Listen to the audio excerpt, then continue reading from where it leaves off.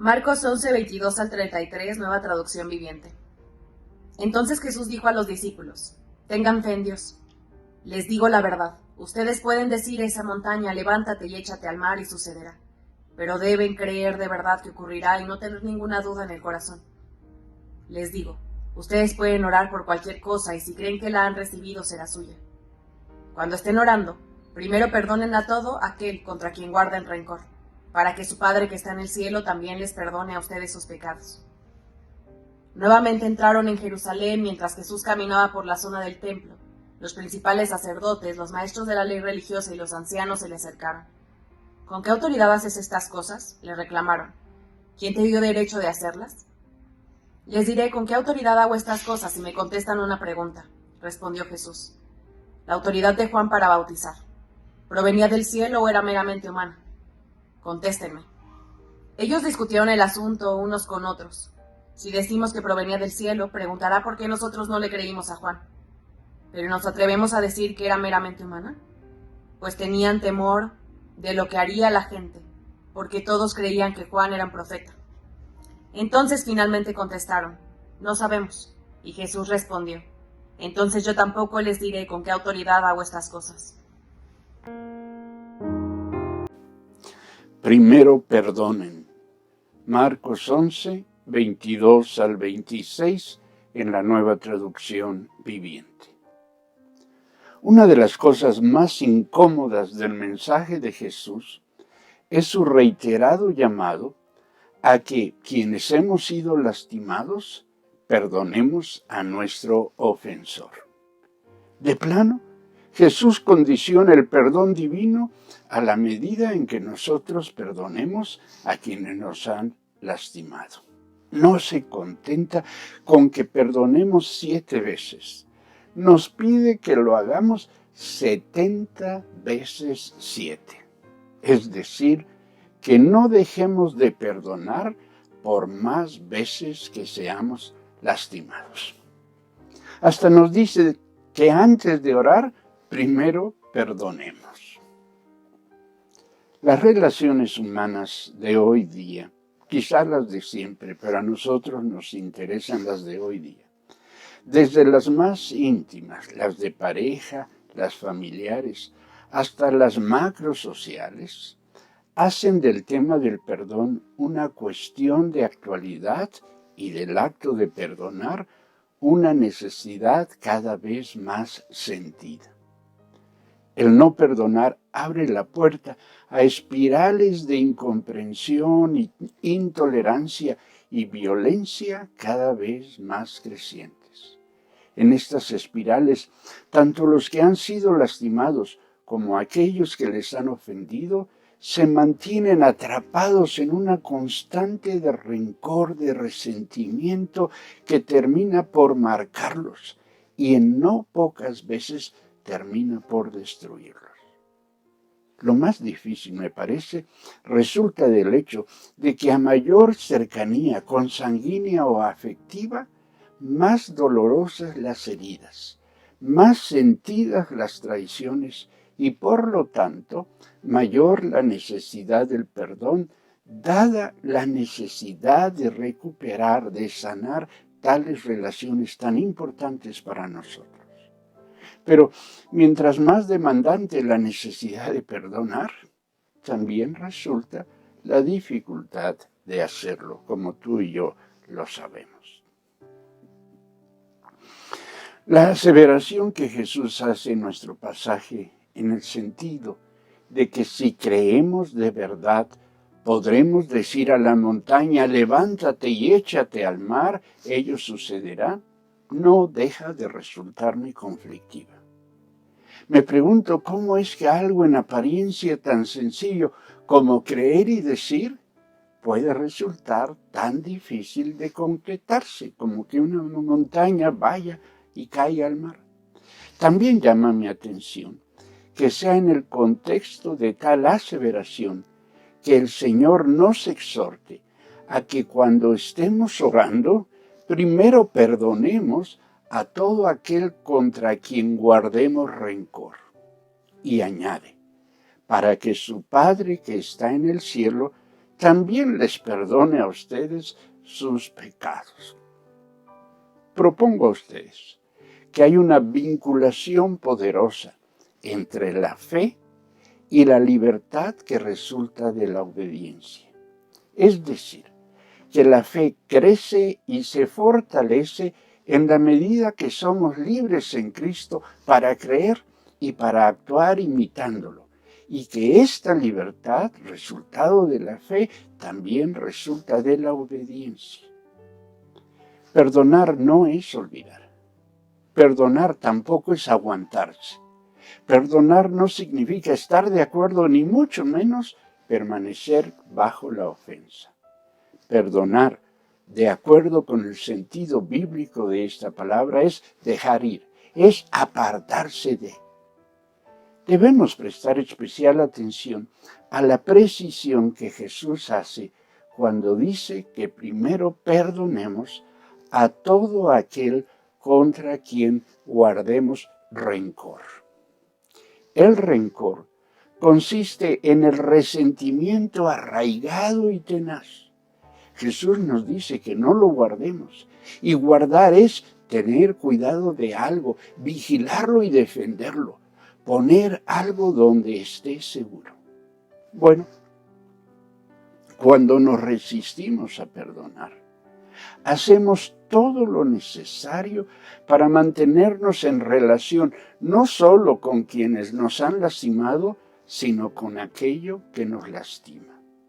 La falta de perdón desarrolla una capacidad de enfoque que mantiene nuestra vista fija en lo que y en quien nos ha dañado.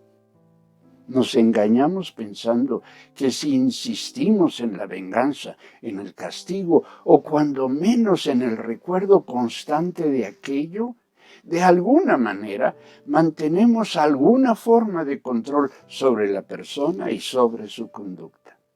Nos engañamos creyendo que así podremos tener algún poder o influencia sobre la persona o sobre la conducta, las conductas de la misma.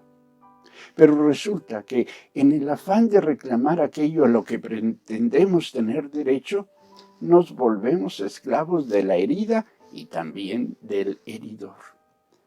Obviamente, quien se ocupa de mantener segura la ofensa recibida, quien tiene cuidado de ella, la vigila y la preserva, no es libre para ir más allá de sí mismo ni de aquello que lo está limitando.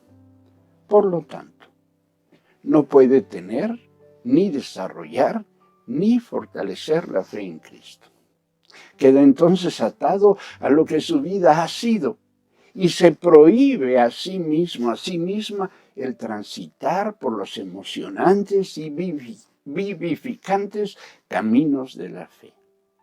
Esto se hace evidente sobre todo cuando al ofensor y a nosotros nos une un vínculo de sangre o afectivo, si somos familia o si somos esposos. Bueno, estoy seguro de que a nuestro Señor Jesús le importa mucho más el que seamos libres que el que andemos moviendo las montañas de aquí para allá. A veces las ofensas resultan tan actuales y dolorosas, y quienes nos han ofendido aparecen tan cínicos e insensibles que nos parece imposible dejarlos ir, renunciando así a nuestro derecho de recibir justicia. Se convierten en las montañas que estorban nuestra vida. No perdonamos porque estamos convencidos de que no podemos hacerlo. Por ello es por lo que podemos asegurar aquí que el perdón es una cuestión de fe, es decir, de la confianza de que en verdad sucederá lo que esperamos, de tener la certeza de las cosas que no podemos ver, según plantea Hebreos 11:1. Que respecto del perdón es válida y es aplicable en la práctica la promesa de Jesús. Ustedes pueden orar por cualquier cosa, y si creen que la han recibido, será suya. Mateo 21:22. Sí, podemos creer que podemos ser libres del poder de la ofensa recibida, que podemos seguir siendo nosotros los que somos en Cristo y que podemos ir más allá del poder de quienes nos han lastimado y de la herida que nos han provocado. Podemos creer que podemos ser libres de la influencia perjudicial de ellos y de sus acciones. A quien le asesinan un hijo, lo condenas a ser solo el padre del asesinado. Pero cuando éste perdona, puede ser integralmente quien es y no solo el padre del asesinado.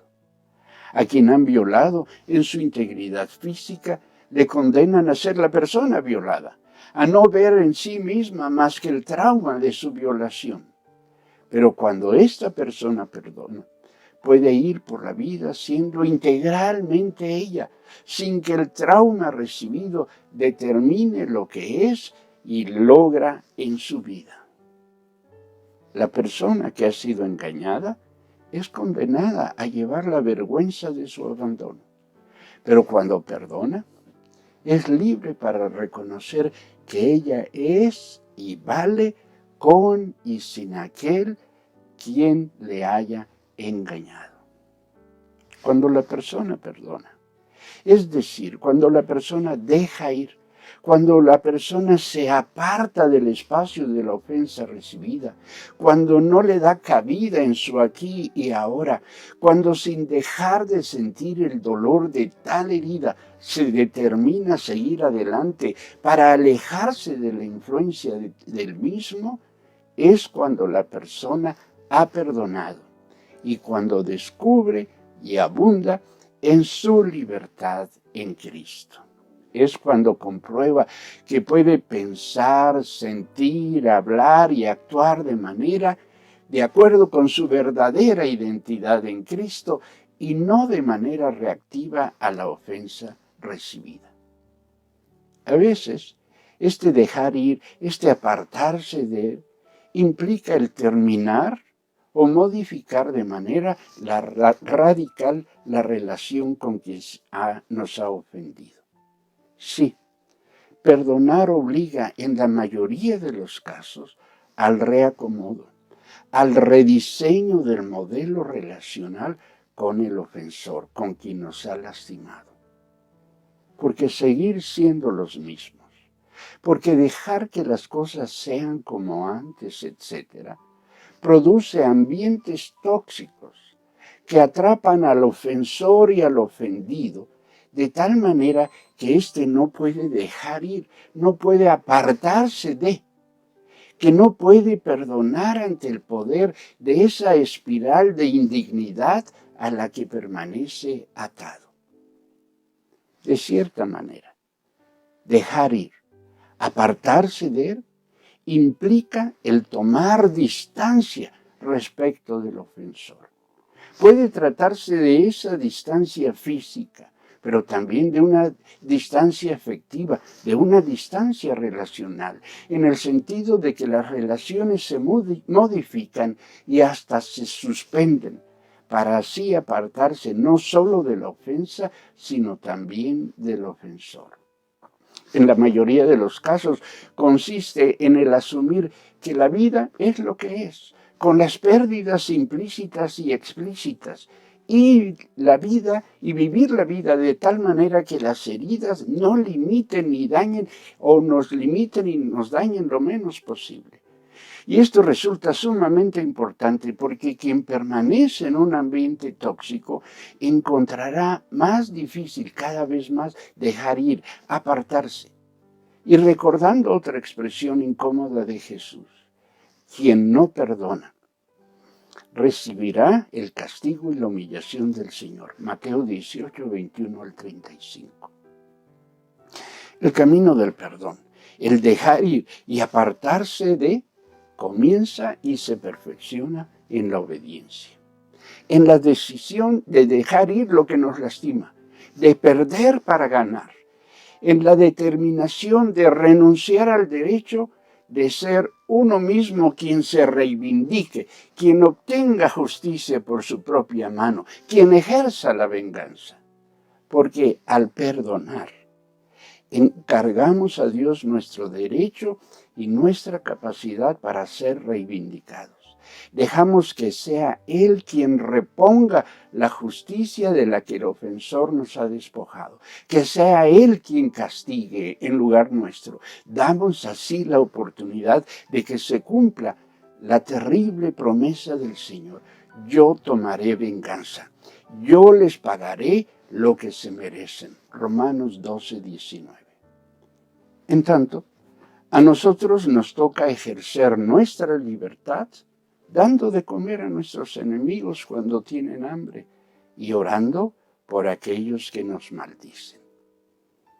¿Qué mayor testimonio de libertad que el mostrar que lo que nos han hecho no tiene poder para determinar lo que somos y lo que hacemos? En Cristo y por Cristo somos tan libres que podemos vencer el mal haciendo el bien. Y a esto es a lo que los animo, a esto es a los que los convoco en el nombre de nuestro Señor y Salvador Jesucristo. Dios los bendiga.